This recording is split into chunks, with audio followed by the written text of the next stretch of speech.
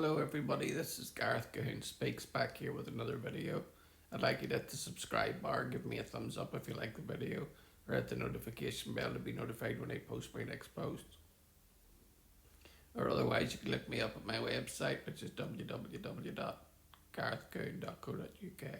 Or if you'd like to support my ministry, you can do so at garethcahoon3@gmail.com on PayPal. This one here is another provocation.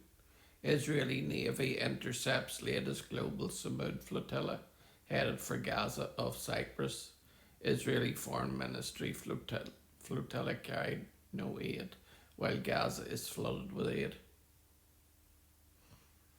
The Israeli Navy intercepted the latest flotilla of activists trying to break the naval blockade on the Gaza Strip on Monday, having captured just over half of the around 57 ships and detained some 250 activists. By the evening, Israel media reported the latest iteration of the global Sumud flotilla was stopped and surrounded by Israeli Navy ships off Cyprus, around 250 nautical miles from the coast of the Gaza Strip. A previous flotilla was stopped near Crete last month. Once again, a provocation for the sake of provocation, another so-called humanitarian aid flotilla with no humanitarian aid. The purpose of this provocation is to serve Hamas to divert attention from Hamas' refusal to disarm and to obstruct progress on President Trump's peace plan, the Foreign Ministry said. Prime Minister Bibi Netanyahu received a briefing on the ongoing operation on Monday, praising the Navy for handling the latest flotilla that has caused significant concern in Israel due to the participation of numerous Turkish citizens as well as two Turkish activist groups, one of them being designated as a terror organisation. Netanyahu told the sailors of the IDF Flotilla 3 over the radio, "Oh, I think you're doing an outstanding job, both the first flotilla and with the one, and effectively neutralising the malicious plan designed to break the isolation we have imposed on Hamas terrorists from Gaza. The activists are expected to be detained before most of them are released in Cyprus." The Prime Minister stressed that Israeli troops stopped the flotilla quietly and certainly with less prominence than our enemies expected. By the time of publication, there were no reports of violent resistance by the activists. An Israeli official had told Ynet News beforehand, "Our fighters are prepared for every scenario. We will take a couple of them and bring them down to a floating jail." The official said, "We know resistance to arrest is expected, and possibly also the use of edged weapons." Most of the concern was due to the participation of the Turkish human rights organisation IHH, which is designated as a terror group by Israel and was behind the 2010 Maramama flotilla, where 10 activists were killed by Israeli commandos after ambushing them on the ships. Israel had reportedly asked the US to request the Turkish government to stop the flotilla from leaving its shores.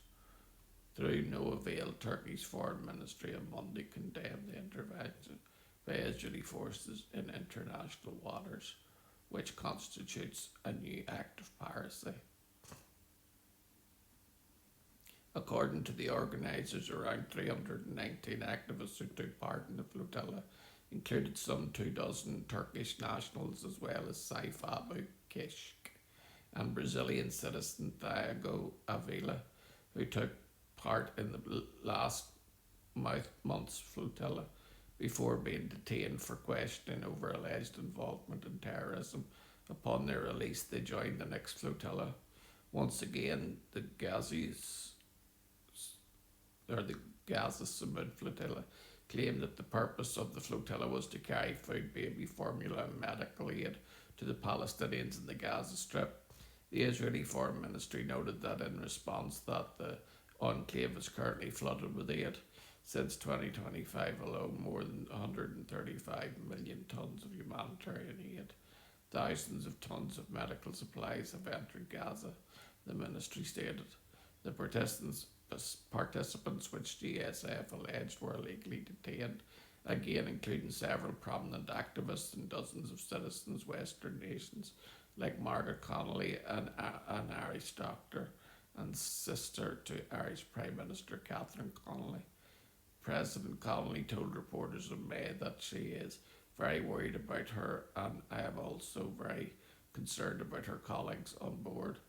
The Australian Foreign Ministry also said it was urgently seeking confirmation of the welfare of 11 detained Australians. We will continue to make clear our expectation that any detainees receive human treatment in line with international norms, it said. Among those detained were also Gad Idi, the son of Pakistani social worker Faisal Idi, and grandson of humanitarian Abul Sattar Idi, nominated several times for the Nobel Peace Prize. Pakistan and Tuesday shared a joint condemnation of Israel's actions together with the foreign ministries of Turkey, Bangladesh, Brazil, Colombia, Indonesia, Jordan, Libya, and the Maldives and Spain. Wow, Ireland wasn't in there. That's a turn up for the books. Their anti-Semitism is usually at the heights. So this is one good tick for Ireland that it hasn't joined in. Well, maybe whenever, as I'm saying this, they're actually going to be joining, but at least at the minute they seem to be staying out, which is a tick for them and a tick for Israel. Shalom, Maranatha.